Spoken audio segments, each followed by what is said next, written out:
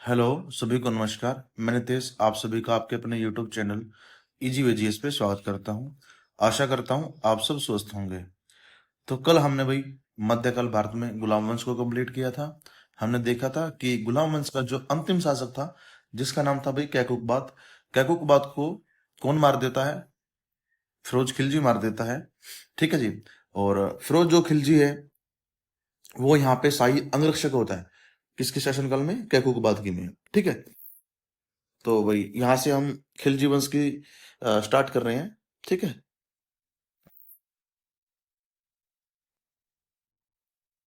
खिलजी वंश। ठीक है। खिलजी वंश के जो शासक थे हम देखेंगे पहले। सबसे पहले शासक कौन था भाई? जलालुद्दीन फिरोज खिलजी। कौन था भाई? जलालुद्दीन फिरोज खिलजी। ठीक है। इसके बाद कौन आता भाई?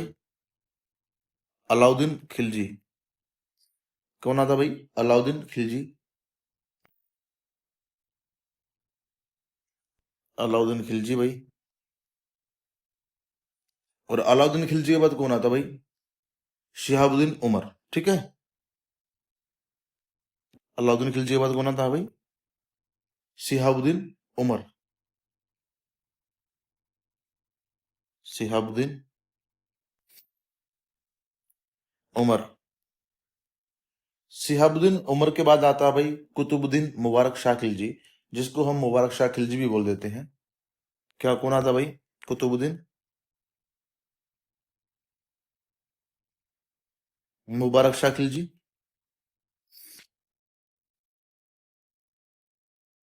मुबारक शाह खिलजी।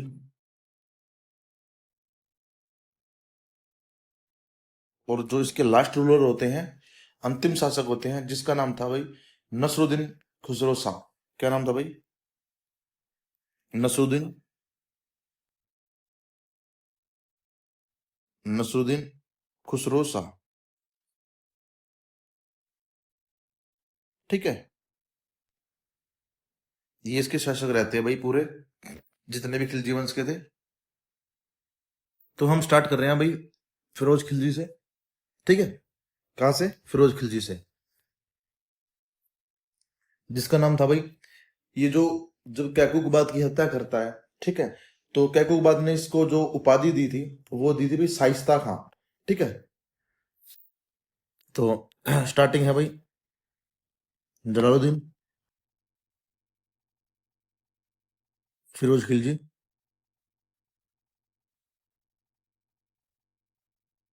ठीक है। ये साथ में लिख लिया करो भाई आप सारे। ठीक है। तो आपको भी साथ साथ में नोट्स प्रिपेयर हो जाएंगे। तो जो कैकुकबाद था भाई,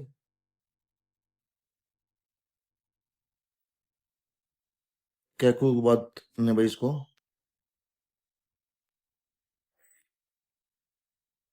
कौन सी उपाधि दी थी? इसको उपाधि दी थी शाइस्ता खां। शाइस्ता खान की उपाधि थी।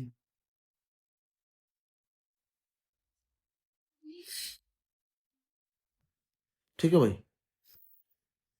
तो इसका जो शासनकाल है कब से कब तक है? 1290 से लेके 1296 तक। कब से कब तक है? 1290 से लेके 1296 तक। जब ये भाई शासक बनते हैं दिल्ली सल्तनत का, तो इसकी उम्र होती है 70 साल। ठीक है। कितनी साल उम्र होती है इसकी? 70 साल उम्र होती है। मतलब सबसे वृद्ध था भाई ये।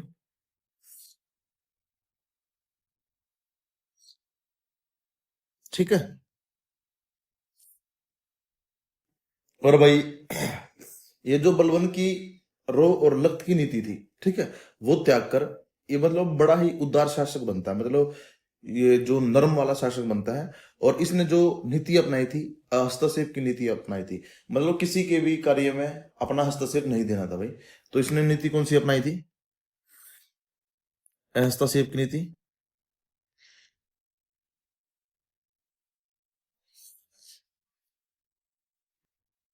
ठीक है,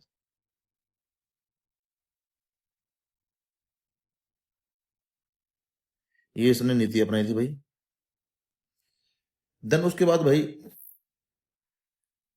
क्या होता है, जो इसके काल में 4,000 मंगोल जो आक्रमण करते हैं, वो जो मुस्लिम धर्म को अपनाते हैं और ये कहाँ पे बसाते हैं, जिसका नाम मंगोलपुरी है। आज भी दिल्ली में मंगोलपुरी नाम से एक छोटा सा कस्बा है, ठीक है।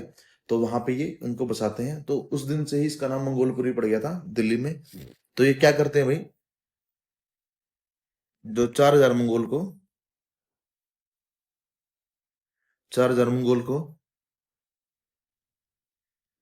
को इस्लाम धर्म अपनाते हैं, ठीक है।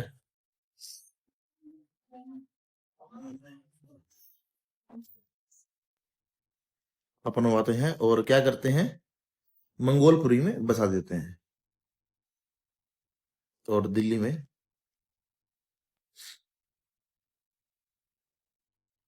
मंगोलपुरी में बसा देते हैं, ठीक है। तो और क्या था भाई इसके में, जो भाई ये था भाई फिरोज खिलजी। इसका नाम पहले फिरोज खिलजी था, बट जब ये कैकुकबाद की हत्या करता है तो अपने आप को ही वो क्या बोलता है कि मैं जलालुद्दीन फिरोज खिलजी हूँ, ठीक है। तो जलालुद्दीन जो उपाधि है ये कब लेता है, कैकुकबाद की मृत्यु के बाद, ठीक है भाई। देन उसके बाद जो एक ये नए विभाग का गठन करता है जिसका नाम है दीवाने वकूफ, ठीक है। एक नए विभाग की ये गठन करता है जो कि वह विभाग होता है, ठीक है। कौन सा होता है भाई, दीवाने वकूफ।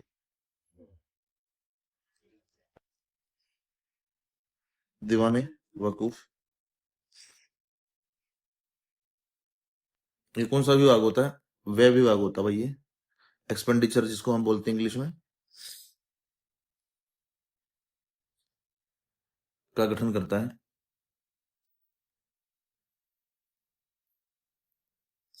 ठीक है भाई।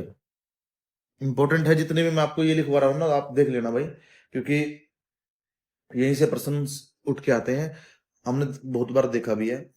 देन उसके बाद भाई जो इसका एक भतीजा होता है जिसका नाम अलाउद्दीन खिलजी होता है, ठीक है। वैसे तो उसको अली गुरशब बोलते हैं। तो अलाउद्दीन देवगिरी, देवगिरी के जो शासक होते हैं यादव, चंद्रगुप्त नाम क्या होता है, रामचंद्र देव, ठीक है। ये वहां पे दक्षिण में गया हुआ होता है, कौन, अलाउद्दीन खिलजी। किसके शासनकाल में, जलालुद्दीन के शासनकाल में। तो वो वहां पे जाता है और धन लूट के आता है, कौन भाई, अलाउद्दीन खिलजी। मैं लिख देता हूँ, 1296 में अलाउद्दीन खिलजी, कौन भाई, अलाउद्दीन खिलजी। अलाउद्दीन खिलजी कहाँ जाता है, दक्षिण में, ठीक है। और वहां के शासक कौन थे, देवगिरी के यादव, यादव जिसका नाम था भाई रामचंद्र को हराकर,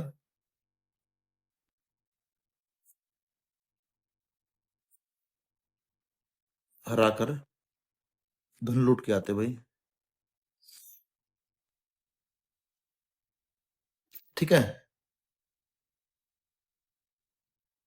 तो भाई क्या होता है, ये जब धन लूट के आते हैं तो एक जो शहर है प्रयाग में, जिसका नाम क्या है, कड़ा नागपुर, क्या भाई,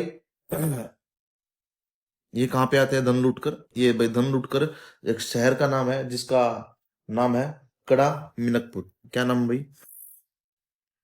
कड़ा मिनकपुर। ये कड़ा मिनकपुर आ जाते हैं भाई, ये कहाँ पे है, प्रयाग के पास है, आ जाते हैं। और वहां पे धोखे से, और धोखे से अपने चाचा को मार देते हैं, अपने चाचा, किसको, जलालुद्दीन को मार देते हैं, ठीक है। जलालुद्दीन को मार देते हैं, ठीक है भाई।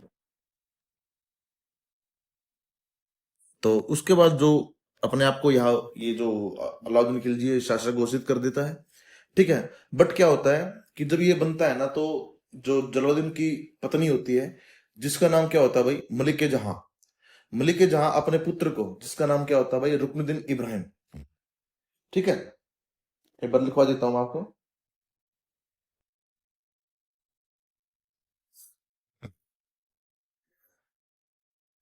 जलालुद्दीन की पत्नी का नाम क्या होता है भाई, फिरोज की पत्नी का नाम होता है भाई मलिक जहां।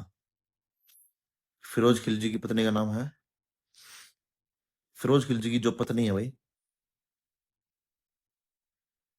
जिसका नाम है मलिक जहां। मलिक जहां अपने पुत्र को, जिसका नाम है भाई रुकनुद्दीन इब्राहिम,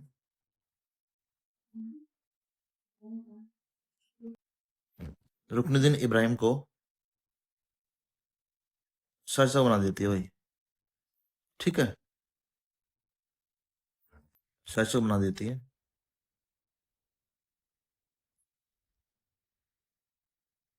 तो ये भाई, इस जो इसकी पत्नी है भाई, शासक बना देती है किसको, रुकनुद्दीन इब्राहिम को शासक बना देती है। बट जब इसको खबर किसको पता चलता है, अलाउद्दीन खिलजी को, जो कहाँ पे होते हैं, प्रयागराज में। तो वो दिल्ली की तरफ आते हैं। तो ये खबर सुनकर उसकी माँ और बेटा कहाँ भाग जाते हैं, मुल्तान में भाग जाते हैं। तो बेटा और माँ कहाँ भाग जाते हैं, मुल्तान में भाग जाते हैं। तो भाई अलाउद्दीन दिल्ली आने लगते हैं। दिल्ली आते हैं और माँ और बेटा कहाँ भाग जाते हैं, मलिक जहां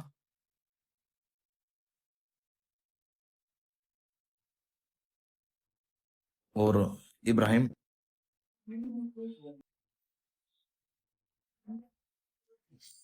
मुल्तान चले जाते हैं। कहाँ जाते हैं, मुल्तान।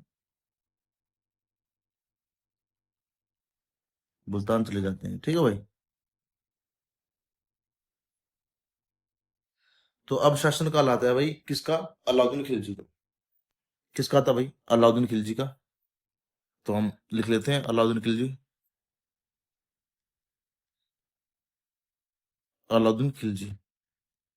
तो हम इसके सारे उत्तर के अभियान देखेंगे और दक्षिण के देखेंगे कि कौन कौन से ये विजय प्राप्त हुए, कौन कौन से अभियानों में। तो इसको भाई जो शासक बनने में थोड़ी दिक्कत आती है, दिक्कत किसके कारण आती है, जो इसकी चाची होती है या फिर इसकी जो सास होती है, क्योंकि ये जलालुद्दीन फिरोज की ही जो पुत्री होती है उनसे विवाह करते हैं अपने चाचा की पुत्री से। कौन, अलाउद्दीन खिलजी। तो जो मलिक के जहां थी, मलिक के जहां अपने बेटे को बना देती है शासक। देन फिर ये जब दिल्ली आता है तो वो डर के कारण वो कहाँ पे चले जाते हैं, मुल्तान में चले चली जाती है। तो सबसे पहले उसका अभियान होता है। इसका शासनकाल कब से कब तक होता है, 1296 से 1316। 1296 से 1316। ठीक है भाई। तो इसका हम उत्तर के अभियान देख लेते हैं। सबसे पहले भाई उत्तर के अभियान। ठीक है। उत्तर भारतीय विजय।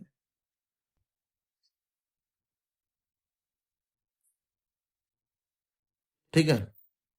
सबसे पहले होते हैं भाई गुजरात पे करता है ये। ठीक है। गुजरात पर आक्रमण करता है। गुजरात पर कब करता है आक्रमण, 1298 से 1299। ठीक है। लिख लेना भाई आप, इंपॉर्टेंट है भाई। कहाँ पे, सबसे पहले होता है भाई गुजरात का आक्रमण। गुजरात का आक्रमण।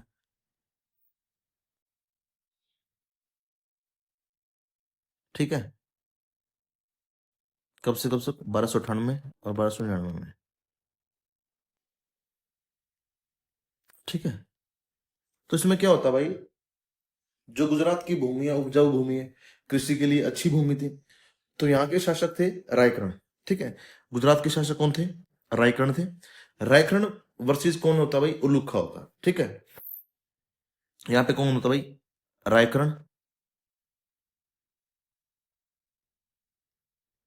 वर्सेस उलुखा। उलुखा इसका सेनापति होता है किसका भाई, जो कि अलाउद्दीन खिलजी है। उलुखा होते हैं भाई। जिसमें रायकर्ण डर के कारण कहां पे भाग जाता है, ये भाग जाता है देवगिरी। ठीक है, लिख देता हूं, रायकर्ण देवगिरी भाग जाता है। ठीक है, देवगिरी भाग जाता है। और जो उलूखा है वो सोमनाथ मंदिर को लूटता है।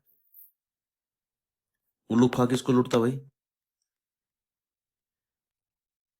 सोमनाथ मंदिर को। और बहुत सारा धन लेके, देखो कितनी बार लूटा गया है सोमनाथ मंदिर? 2 बार। एक बार तो किसने लूट लिया था, जिसका नाम था भाई महमूद गजनवी। और एक बार किसने लूटा भाई? अलाउद्दीन खिलजी के जो एक शासक थे, जिसका नाम क्या था भाई?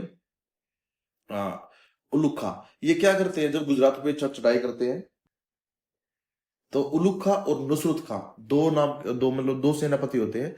और ये दो तरफ से गुजरात को घेरते हैं। ठीक है, जो कि एक भाई उत्तर से और दक्षिण से दोनों तरफ से घेर लेते हैं। और रायकर्ण इसका सामना नहीं कर पाता, और रायकर्ण छोड़ के देवगिरी के जो शासक थे रामचंद्र, उसके पास जाके शरण ले लेता है। कौन भाई? रायकर्ण। ठीक है भाई। तो जब भाई एक यहाँ पे हमने खंबात की खाड़ी पड़ी थी, खंबात बंदरगाह पे एक मलिक काफूर नाम का एक गुलाम मिलता है। किसको मिलता है भाई? नुसरत खान को। मलिक काफूर कहाँ मिलता है?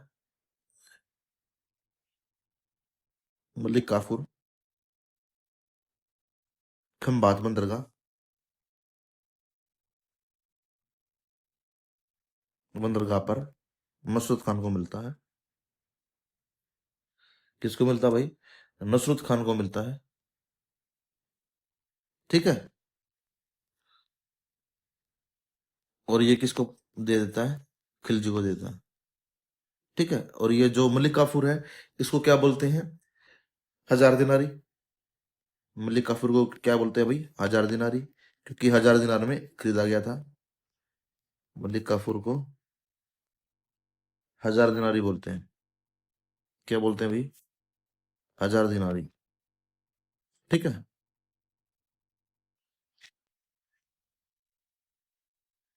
ठीक है। देन उसके बाद भाई नेक्स्ट जो अभियान होता है इसका, रणथंभौर पे। ठीक है, कहाँ पे होता है? रणथंभौर पे 1301 में होता है। कहाँ पे होता है? रणथंभौर में। यहाँ के शासक कौन होते हैं भाई? हमीरदेव होते हैं। ठीक है, कौन होते हैं? हमीरदेव होते हैं। ये सारे आक्रमण देख लेना भाई आप, इंपॉर्टेंट है। 1301 में। ठीक है, शासक कौन है भाई? हमीरदेव। शासक कौन है भाई यहाँ के? हमीरदेव। ठीक है, तो यहाँ पे क्या होता है भाई? यहाँ पे भी कौन कौन जाता है? उलूग खां और नुसरत खां। ठीक है, कौन कौन होता है? हमीरदेव वर्सेस उलूग खां और नुसरत खां। ठीक है, ये दो जाते हैं भाई यहाँ पे। क्या होता है भाई? ये घेरा डाल लेते हैं, और जो राणा हमीरदेव थे, 1 वर्ष तक, लगभग पूरा 1 वर्ष तक, मतलब इनको ना, जो कि उलूग खां की, नुसरत खां की, या फिर अलाउद्दीन खिलजी की सेना थी, उनको कोई सफलता प्राप्त नहीं होती। ठीक है, 1 साल तक, 1 साल तक कोई भी सफलता प्राप्त नहीं हुई। कोई भी सफलता प्राप्त नहीं हुई।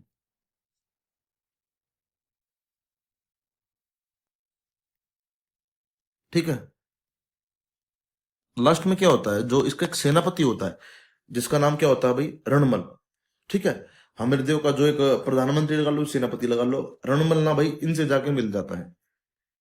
ठीक है, देखो यही मतलब अपने ही देशद्रोही होते हैं। ठीक है, मतलब विश्वासघात करते हैं। जैसे हमीरदेव रियलिटी में, अगर ये ऐसा होता ना, ये भाई हमीरदेव बंदा अलाउद्दीन खिलजी को हरा देता, और शायद हमीरदेव फिर दिल्ली सल्तनत का राजा होता। ठीक है, और सबसे पहले राजा होता हमीरदेव दिल्ली सल्तनत का। बट जो इसके प्रधानमंत्री था, प्रधानमंत्री कौन था? प्रधानमंत्री था रणमल। कौन था भाई? रणमल। रणमल भाई इससे जाके मिल जाता है। रणबल मिल जाता है किससे जाके? इससे, उल्लू खां से, या फिर अलाउद्दीन से। अलाउद्दीन खिलजी से मिल जाता है। और भाई फिर जो हमीर देव है वीरगति को प्राप्त हो जाता है। ठीक है, तो हमीर देव वीरगति को प्राप्त हो जाता है। ठीक है, तो मतलब इम्पोर्टेंट है भाई ये देखो। एक तो 1 साल तक किस अलाउद्दीन खिलजी भी प्रयास करता रहा कि भाई कुछ ना कुछ हो जाए, हो जाए, हो जाए, बट हुआ नहीं। ठीक है, फिर जो उसका जो सेनापति था जिसका नाम रणबल था, वो जाके किससे मिल जाता है? अलाउद्दीन से मिल जाता है। तो उससे मिलने के बाद भाई थोड़ी बहुत ये होता है ना कि भाई अब प्रधानमंत्री कितने अच्छे पद पे होगा, और उसको हर चीज का पता होगा कि भाई यहाँ से ये सेना आएगी, वहां से ये है, यहाँ से इसकी कमजोर कड़ी है। तो पूरा सब कुछ बता दिया ना किसको? अलाउद्दीन से। तो हमीर देव वीरगति को प्राप्त हो जाते हैं। हमीर देव वीरगति को प्राप्त हो जाते हैं। ठीक है,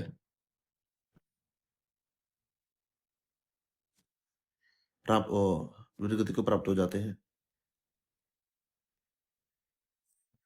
ठीक है, देन उसके बाद जो भी है, जो हमीरदेव की रानी थी, रानी का नाम था रंगदेवी।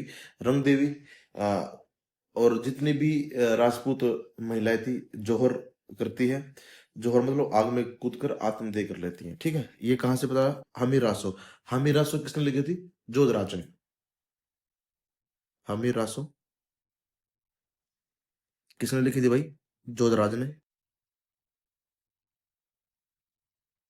ठीक है, किसने लिखी थी? जोधराज ने लिखी थी। और इसमें क्या प्राप्त मिला है भाई हमें? हमें देखने को मिला है जो इसकी, जो हमीर देव की पत्नी थी, जिसका नाम क्या था भाई? हमीर देव की पत्नी का नाम क्या था भाई? रंग देवी। देव की पत्नी रंग देवी जौहर कर लेती है। ठीक है, जौहर कर लेती है। ठीक है भाई, ये भाई रणथंभौर का था। देन उसके बाद चित्तौड़ पे। चित्तौड़ पे क्या होता है? इतिहासकारों का मानना है कि चित्तौड़ पे जो आक्रमण करता है अलाउद्दीन खिलजी, वो सिर्फ रानी पद्मावती के लिए करता है। ठीक है, कहाँ पे भाई? चित्तौड़ पे। चित्तौड़ की विजय ये कब करता है भाई? चित्तौड़ की विजय ये करता है 1303 में। ठीक है, ये क्यों करता है भाई? यहाँ पे भाई रानी पद्मावती की सुंदरता से ये बड़ा प्रभावित हो जाते हैं। ठीक है, रानी पद्मावती की सुंदरता से भाई प्रभावित हो जाते हैं। ठीक है, कौन? अलाउद्दीन खिलजी हो जाते हैं। तो ये भाई चित्तौड़ पर आक्रमण की योजना बना लेते हैं। और क्या होता है भाई? करीबन करीबन जो यहाँ के शासक होते हैं, यहाँ के शासक कौन होते हैं? राणा रतन सिंह। चित्तौड़ के शासक कौन होते हैं भाई? राणा रतन सिंह। चित्तौड़ के शासक कौन होते हैं भाई? राणा रतन सिंह। राणा रतन सिंह 7 महीनों तक घेरा डाल के बाद आत्मसमर्पण कर देते हैं। राणा रतन सिंह 7 माह के घेरे के बाद आत्मसमर्पण कर देते हैं। क्या कर देते हैं? आत्मसमर्पण। ठीक है, इंपॉर्टेंट है भाई, ये लिख लेना भाई। इसके ऊपर तो मूवीज भी बन ली। ठीक है, और वीर गति को प्राप्त हो जाते हैं। कौन? राणा रतन सिंह भी। देन जो यहाँ के मतलब जो अलाउद्दीन का बेटा होता है, अलाउद्दीन का बेटे का नाम होता है भाई खिलज खां। ठीक है, जो चित्तौड़ का नाम बदलकर खिलजाबाद कर दिया जाता है अपने बेटे के नाम पर। अलाउद्दीन ने क्या किया भाई? अलाउद्दीन ने जो चित्तौड़ का नाम था, चित्तौड़ का नाम बदलकर अपने बेटे के नाम कर दिया। अपने बेटे जिसका नाम क्या था भाई, खिज्र खां, अपने बेटे के नाम पर कर दिया। नाम पर खिलजाबाद कर दिया, खिलजाबाद क्या भाई, खिलजाबाद नाम कर दिया भाई, नाम कर दिया। ठीक है। तो जब रानी पद्मावती को पता चला कि जो उनके पति देव है जिसका नाम राणा रतन सिंह था, उनकी मृत्यु हो जाती है और वो वीर गति को प्राप्त हो जाते हैं, तो ये भी भाई जौहर कर लेती हैं। ठीक है। और जो रानी पद्मावती की एक जो ये है भाई साहित्य है जिसने इसको लिखा है राणा पद्मावती, उसका नाम है भाई मलिक मोहम्मद जयसी। ठीक है। किसने लिखी है? मलिक मोहम्मद जयसी ने। ठीक है भाई। तो ये भी भाई जो जौहर कर लेती है। और पद्मावत किसने लिखी है? पद्मावत लिखी है भाई मलिक मोहम्मद जयसी ने। किसने लिखी है? मलिक मोहम्मद जयसी ने। मोहम्मद जयसी ने। ठीक है। तो भाई ये इसका चित्तौड़ का जो विजय थी वो ली भाई। ठीक है। और क्या होता भाई, इस दौरान जब ये चित्तौड़ की विजय में व्यस्त होता है कौन, अलाउद्दीन खिलजी, तो पीछे से अलाउद्दीन दिल्ली में कौन आ जाते हैं, मंगोल आ जाते हैं। और सबसे इंपॉर्टेंट ये है कि सबसे ज्यादा मंगोल आक्रमण अलाउद्दीन खिलजी के समय हुए हैं। किसके समय हुए हैं? अलाउद्दीन खिलजी के समय हुए हैं। देन उसके बाद भाई यहाँ के एक जो मालवा का विजय है, मालवा की विजय कब करता है भाई? 1305 में करता है। ठीक है। कौन मालवा की विजय कब होती है? 1305 में मालवा की विजय, 1305। इसमें क्या होता है, जो यहाँ के शासक होते हैं, कौन होते हैं भाई? महलक देव। कौन होते हैं भाई यहाँ के शासक? महलक देव। महलक देव भाई अधीनता स्वीकार नहीं करते हैं। किसकी? अलाउद्दीन की। ठीक है। तो एक अभियान इसके खिलाफ होता है, नहीं करते तो एक अभियान भाई इसके खिलाफ होता है। ठीक है। तो नहीं करते तो अलाउद्दीन अभियान करते हैं भाई। अलाउद्दीन यहाँ पे मालवा में विजय प्राप्त करते हैं, मालवा पर आक्रमण करते हैं। ठीक है। आक्रमण करते हैं तो भाई मालवा का भी हो गया। तो इसने कौन कौन से करे हैं? सबसे पहले भाई गुजरात का किया जो रायकर्ण के साथ था भाई। देन उसके बाद रणथंभौर और चित्तौड़ का किया। फिर मालवा किया। फिर एक बार है मारवाड़ का भी इसने किया भाई। ठीक है। मारवाड़ का भी इसने विजय प्राप्त की है भाई। तो कब किए? ये 1308 में किए। कब किए भाई? 1308 में किए। ठीक है। मालवा मारवाड़,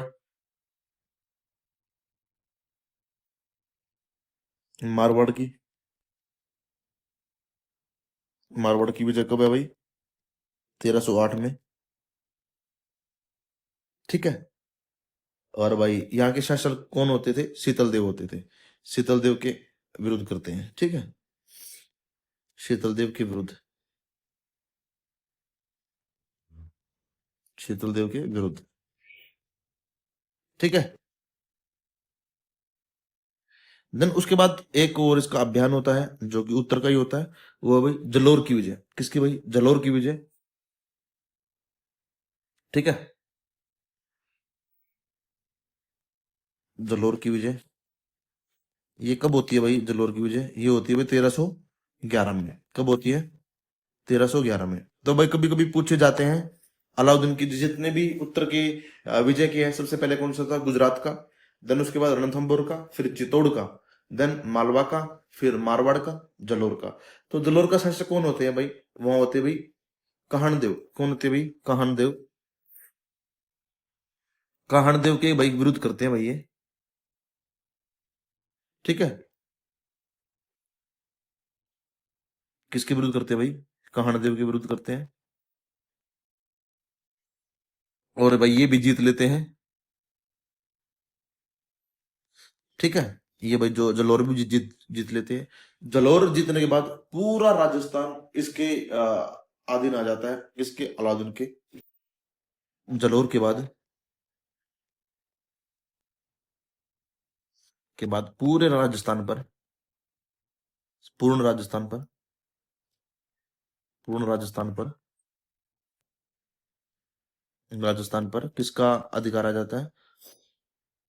अलाउद्दीन खिलजी का, अलाउद्दीन खिलजी का अधिकार हो जाता है। ठीक है भाई, ये थी इसकी उत्तर की भाई।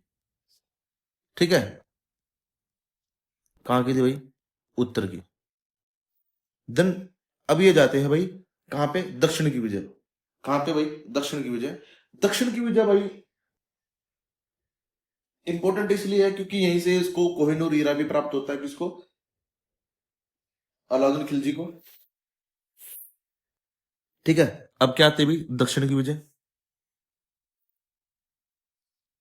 दक्षिण की विजय भाई। ठीक है, तो दक्षिण की विजय भाई हमें कहाँ से पता चलता है? सबसे पहले मैं आपको दो तीन बुक्स लिखवा रहा हूँ, आपको याद करनी है। जैसे मैंने यहाँ पे भी लिखवाई थी, कौन कौन सी, जैसे मलिक मोहम्मद जैसे कौन सी थी, पद्मावत थी। ऐसे ही मैं आपको बुक्स लिखवा रहा हूँ, याद कर लेना। सबसे पहले भी तारिक है फिरोज शाही। कौन है भाई? तारिक है फिरोज शाही। तारिक है फिरोज शाही। ये किसने लिखी थी? बर्नी ने लिखी थी भाई। किसने लिखी थी? बर्नी ने। ठीक है, देन उसके बाद है भाई खजायन उल फुतूह। क्या भाई? खजायन उल खजायन उल फुतूह। ठीक है भाई, ये किसने लिखी थी? ये लिखी थी अमीर खुसरो ने।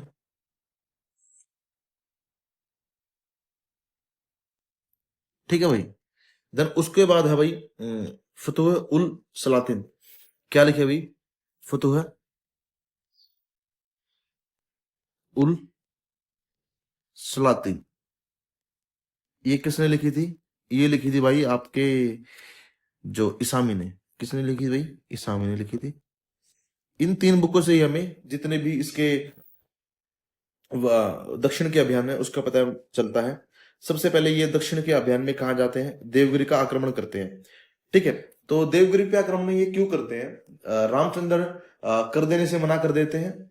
और इसने भाई जो एक गुजरात पे जब इसने वो किया था 1298 में आक्रमण किया था, तो रायकरण को शरण दी थी। किसने दी थी? रामचंद्र ने दी थी। ठीक है, तो सबसे पहले है भाई देवगिरी का आक्रमण। सबसे पहले कौन सा है भाई? देवगिरी का आक्रमण।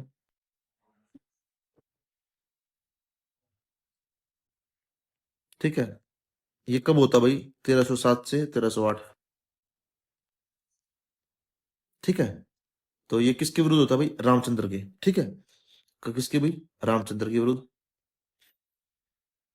तो रामचंद्र भाई जो कि कर देने से मना कर देता है, कर देना बंद कर देता है, और रायकर्ण को शरण देती है। और गुजरात शासक जिसका नाम क्या था भाई? रायकर्ण को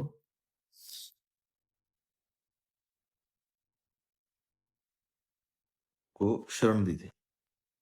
ठीक है भाई, तो ये कारण थे कहाँ पे? यहाँ पे देवगिरी पे आक्रमण करने के लिए। बट यहाँ पे कौन जाता है? मलिक काफूर जाता है। कौन जाता है भाई? मलिक काफूर जाता है। मलिक काफूर, जिसको क्या बोलते थे? हजार दिनारी। दक्षिण अभियान करता है। कौन से? दक्षिण अभियान करता है। ठीक है, तो क्या होता है भाई यहाँ पे?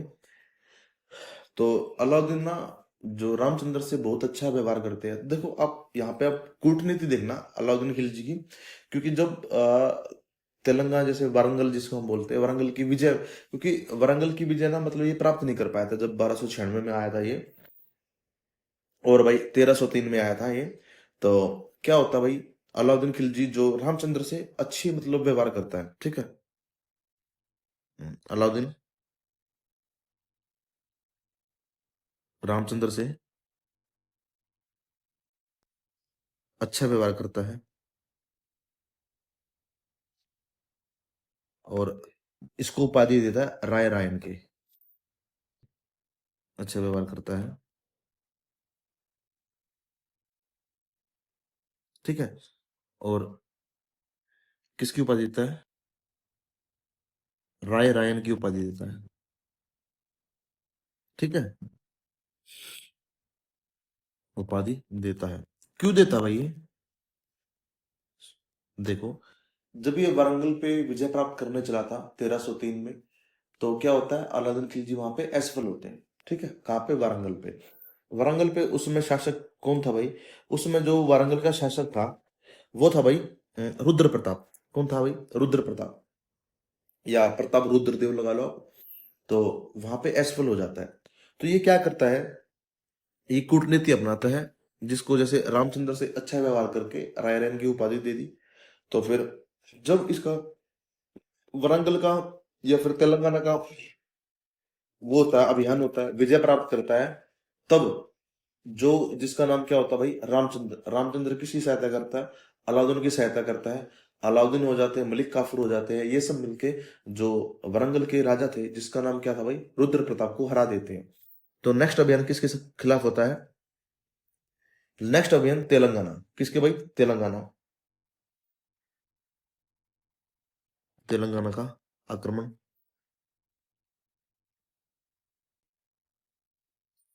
वरंगल, वरंगल की विजय, ठीक है। कब हुई, 1309 से 1310, ठीक है। किसके खिलाफ थे भाई, मलिक काफूर वर्सेज, मलिक काफूर वर्सेज जो प्रताप रुद्रदेव थे, ठीक है। मलिक काफूर वर्सेस प्रताप रुद्रदेव, ठीक है। इसमें जो मलिक काफूर का साथ है, मलिक काफूर का साथ कौन देता है, जिसका नाम रामचंद्र है, रामचंद्र मलिक काफूर का साथ देते हैं, ठीक है। मलिक काफूर का साथ देते हैं और प्रताप हार जाते हैं, ठीक है, हार जाते हैं। और फिर भाई ये जो इसको मलिक काफूर को क्या देते हैं, कोहिनूर का हीरा, मलिक काफूर को, काफूर को कोहिनूर हीरा दे देते हैं, कोहिनूर हीरा,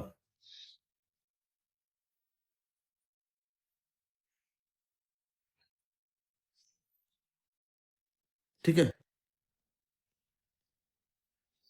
देन उसके बाद जो इसका एक देवगिरी पे फिर ये पुनः आक्रमण करता है। क्यों आक्रमण करता है, जब उसका पुत्र रामचंद्र का पुत्र शंकर देव यहाँ पे आते हैं, शासक बनते हैं, कब भाई, 1313 में। 1313 में क्या होता है, ये जो शंकर देव है कर देने से मना कर देते हैं और अपने आप को स्वतंत्र कर लेते हैं, ठीक है।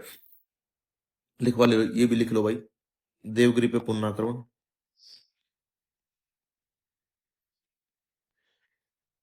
पुनः आक्रमण कब करते हैं भाई, ये 1313 में। किसके खिलाफ होता है भाई ये होता भाई शंकर देव के खिलाफ होता है, ये शंकर देव जो कि चंद्रदेव का, रामचंद्र का बेटा होता है, रामचंद्र का बेटा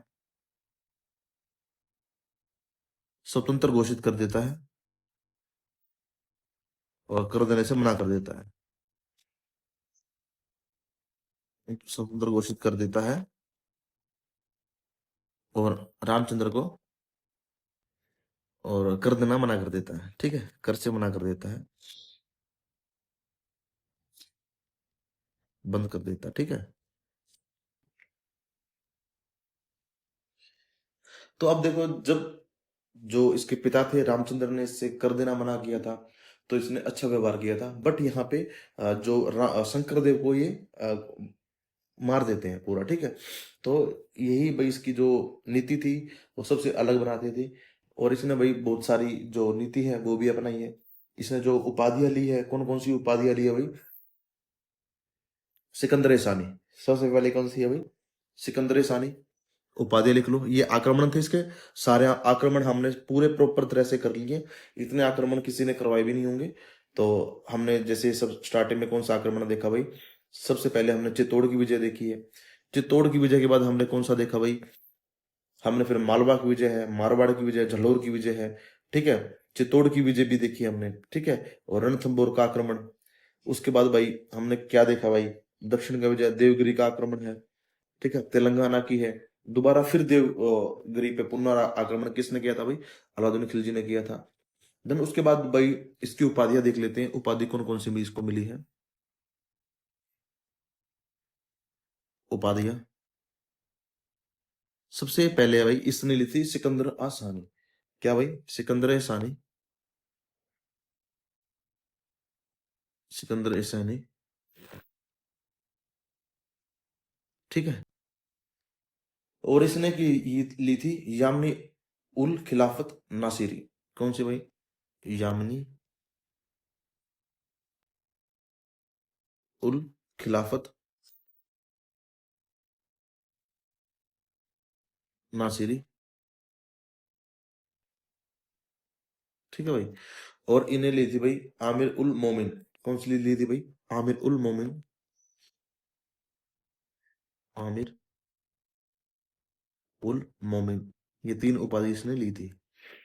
ठीक है। ठीक है, और भाई इसने जो सैन्य सुधार किए थे, ठीक है, इसने स्थायी सेना का रखना प्रारंभ कर दिया था। साम्राज्यवाद की नीति अपनाई थी। अब देखो कहां कहां तक इसने विजय प्राप्त की है। ठीक है, तो सैन्य सुधार देख लेते हैं हम।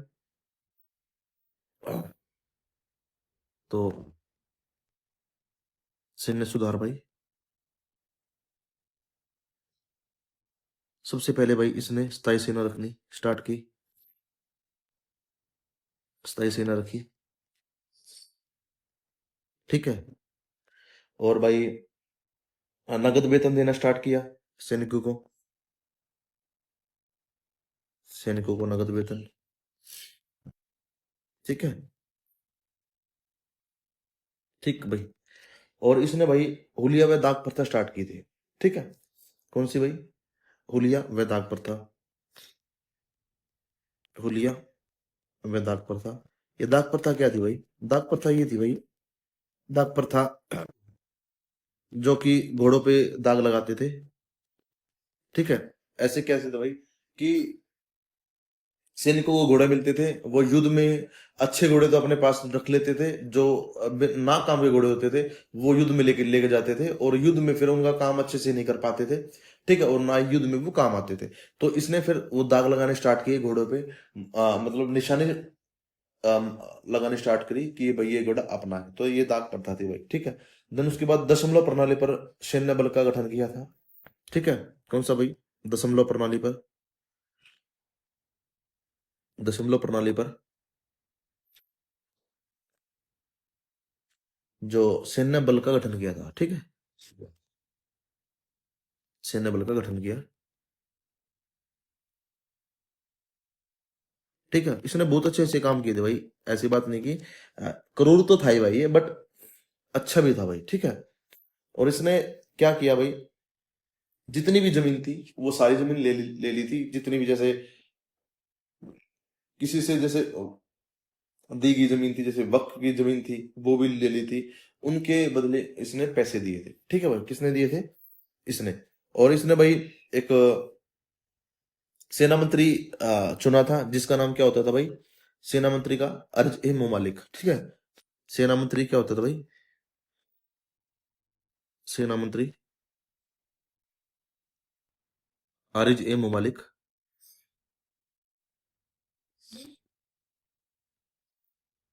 आरिजे ममालिक, ये भाई इंपॉर्टेंट है। ठीक है। और न्याय के लिए भाई इसने एक काजी नियुक्त किया था। ठीक है। तो उसका नाम था काजी उल कुजात। ठीक है। जो कि राजा के नीचे होता था। ठीक है। मैं लिख देता हूँ न्याय व्यवस्था के लिए, न्याय व्यवस्था के लिए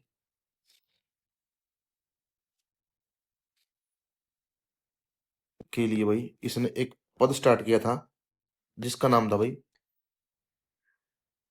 काजी उल कुजात। ठीक है। जो राजा के नीचे होता था, राजा के नीचे न्याय होता था भाई, न्याय मंत्री बोल सकते हैं हम। होता था जिसे क्या बोलते थे, जिसे बोलते थे काजी, क्या बोलते थे भाई, काजी, काजी उल कुजात, काजी उल कुजात। या फिर उसको हम बोलते थे सद्र उस, सद्र उस सुदूर। किसके लिए होता था भाई ये होता था न्याय के लिए। ठीक है। ये दोनों नाम इंपॉर्टेंट है, आप याद रखोगे दोनों नाम। ठीक है भाई। देन उसने जो भूमि मापन के लिए जो माप का यूज किया था उसने किया था मसाहत। ठीक है। क्या यूज किया था, मसाहत। माप के लिए, माप के लिए मसाहत यूज किया था, मसाहत का प्रयोग किया। इंपॉर्टेंट है भाई, लिख लेना भाई आप। ठीक है। और एक जो नया विभाग बनाया था किसके लिए भाई, नए उसको मतलब एक योग्य और ईमानदार जो कि अधिकारी के लिए एक नया विभाग बनाया था, दीवाने मुस्तखराज। ठीक है। क्या नाम था भाई, दीवाने मुस्तखराज, दीवाने मुस्तखराज। किसके लिए था भाई ये था भाई योग्य और ईमानदार अधिकारी नियुक्त के लिए, योग्य व ईमानदार, ईमानदार अधिकारी के लिए। ठीक है। उसके बाद भाई इसने बाजार नियंत्रण की नीति अपनाई थी। ठीक है। कौन सी नीति अपनाई थी भाई, बाजार नियंत्रण की नीति अपनाई थी। और इंपॉर्टेंट नीति थी भाई ये, क्योंकि पता है क्या होता था, ये सैनिकों को कम वेतन देते थे और जो वस्तुओं का मूल्य है वो भी कम कर देते थे। ठीक है। इसको पता था कि हम मांग और पूर्ति को अगर हम एक बैलेंस वे में लेके चले तो हर चीज को हम प्रॉपर वे से कर सकते हैं। ठीक है। इसने हर चीज के लिए जैसे मूल्य का जो वस्तु का मूल्य स्थिर रहने के लिए मांग और आपूर्ति प्रॉपर तरह से नहीं निभाई थी। और उसने एक अन्नघार भी, मतलब पूरे बड़े बड़े स्टोरेज हाउस भी बनाए थे कि भाई उसको पता था कि आने वाले टाइम में क्या पता भाई मूल्य अप हो जाए किसी वस्तु का, मतलब इंक्रीज हो जाए, तो फिर हम मूल्य को स्थिर कैसे रख सकते हैं किसी चीज को स्टोर करके। तो इसने भाई जितने भी बड़े बड़े स्टोर मतलब हाउस बनाए थे इसने, तो अच्छे काम किया था भाई इसने। तो बाजार नियंत्रण नीति अपनाई थी इसने। तो लिखवा देता हूँ बाजार नियंत्रण, बाजार नियंत्रण नीति अपनाई भाई।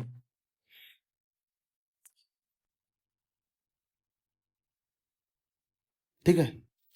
तो इसमें क्या किया भाई इसने, तो इसने भाई वस्तु को मूल्य मतलब वस्तु के मूल्य पर नियंत्रण, इसने 3 काम किए थे इसमें, लिखवा देता हूँ। तो वस्तुओं के मूल्य पर नियंत्रण,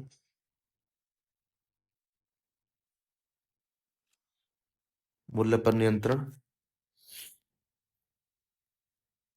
ठीक है। और दूसरा काम किसने किया था, वितरण की व्यवस्था। वितरण की व्यवस्था इसने पता है कैसे क्या काम किया था।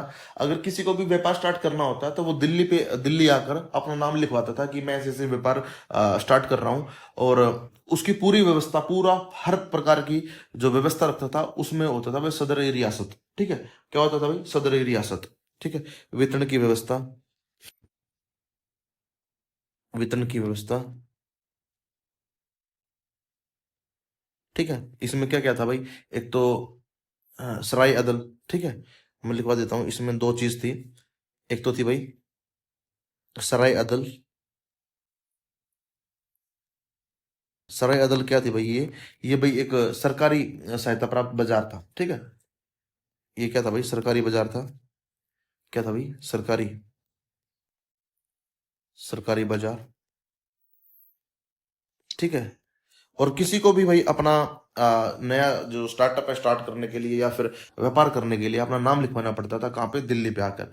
तो तो उसको क्या बोलते थे, पूरी व्यवस्था को दीवाने रियासत। ठीक है, जो एक दीवानी रियासत थी, दीवानी रियासत, ये क्या थी भाई, इसमें भाई व्यापारियों को, व्यापारियों को दिल्ली आना पड़ता था, दिल्ली आकर नाम लिखवाना पड़ता था, लिखवाना पड़ता था भाई। ठीक है, इंपॉर्टेंट है ये भी भाई। ठीक है, जो नाम लिखता था वो कौन था होता, अधिकारी कौन होता था भाई यहाँ पे, अधिकारी को बोलते थे,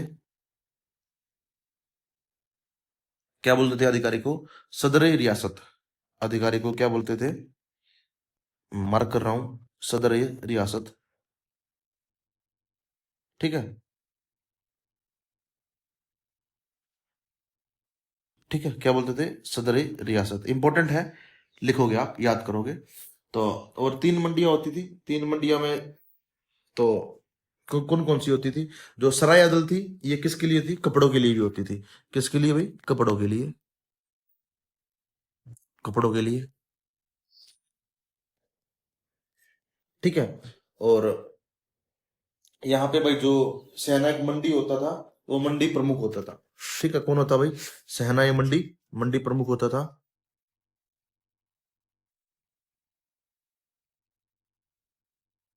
मंडी क्या होता था, मंडी प्रमुख होता था, मंडी प्रमुख। ठीक है भाई, जो जिसको हम बोल सकते हैं बाजार अधीक्षक। ठीक है, क्या बोल सकते हैं और हम, बाजार अधीक्षक। ठीक है भाई, क्या बोल सकते हैं हम, बाजार अधीक्षक। तो ठीक है,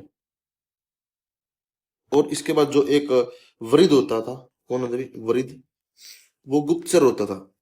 वृद्ध क्या होता था भाई, ये गुप्तचर, मतलब ये पता लगाता था कि कोई ज्यादा मूल्य पे सामान नहीं दे रहा हो। ठीक है, कोई कुछ सामान में कुछ मिलावट ना कर रहा हो, तो ये होता था गुप्तचर। कौन होता था भाई, गुप्तचर। ठीक है, उसके बाद जो होता था भाई, नाजिर, मापतोल का अधिकारी होता था। कौन होता भाई, नाजिर, नाजिर होता था मापतोल का अधिकारी। ठीक है, मापतोल अधिकारी। और जो एक होता था परवाना नवीस, जो परमिट देता था। क्या नाम होता था भाई, परवाना नवीस, या क्या देता था भाई, परमिट। ठीक है, क्या करता था, ये परमिट देता था, परमिट देता था। ठीक है, ये इंपॉर्टेंट है, ये आप नाम याद रखोगे। ठीक है, देन उसके बाद भाई, इसने भाई जो अलाउद्दीन को क्या बोला जाता है भाई, अलाउद्दीन को बोला जाता है जो कि एक पीडीएफ सिस्टम नहीं है, पब्लिक पब्लिक डिस्ट्रीब्यूशन सिस्टम। क्या बोलते हैं, पब्लिक डिस्ट्रीब्यूशन सिस्टम, जिसको हिंदी में बोलते हैं सार्वजनिक वितरण प्रणाली। तो इसका जनक कौन है, सार्वजनिक वितरण, सार्वजनिक वितरण प्रणाली का जनक, का जनक कौन है भाई, अलाउद्दीन खिलजी। कौन है भाई? अलाउद्दीन खिलजी। ठीक है, अलाउद्दीन खिलजी भाई, लिख लेना भाई, इंपॉर्टेंट है, बहुत बार पूछा गया है।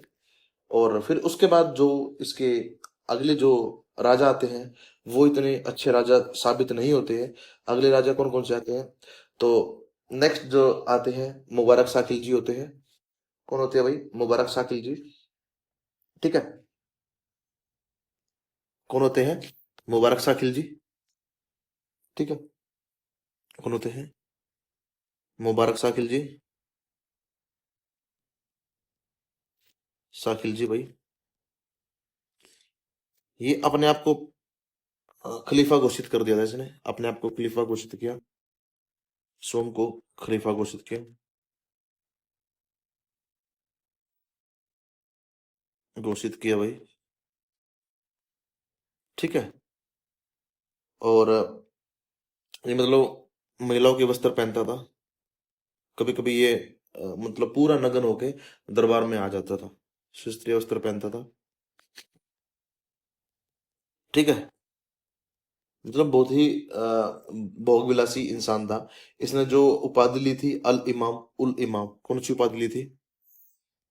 उपाधि थी भाई अल इमाम।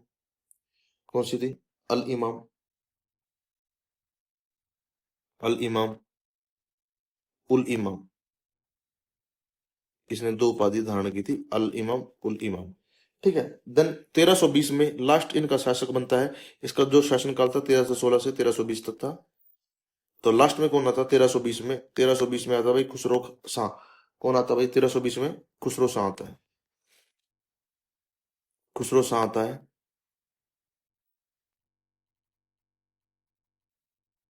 खुसरो शाह शासक बनता है। ठीक है, शासक बनता भाई। तो और भाई ये मतलब हिंदू होता है मूल रूप से, और इसकी हत्या कौन कर देता है? गाजी मलिक।